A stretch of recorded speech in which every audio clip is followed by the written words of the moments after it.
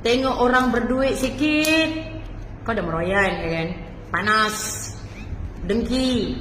Tengok orang berjaya sikit, dah kau tak tenang duduk ya kan? Kau panas gitu kan?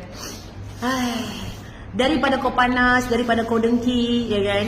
Nanti tak pasal-pasal kau cepat mati kan? Kan lebih baik kau belajar dengan orang yang berjaya, belajar macam mana supaya kau berjaya juga gitu kan? Supaya kau jangan jealous, jangan dengki gitu ya kan? Nurain semakin meroket, Nurain semakin kaya, Nurain semakin berjaya. Kau dah mula cakap boycott produk dia.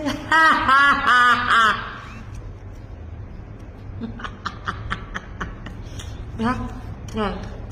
Makan cili tu. Ya. Biar mulut kau tu tak panas. Hendak makan cili. Ya. Jangan panas yang. Tak payah boycott.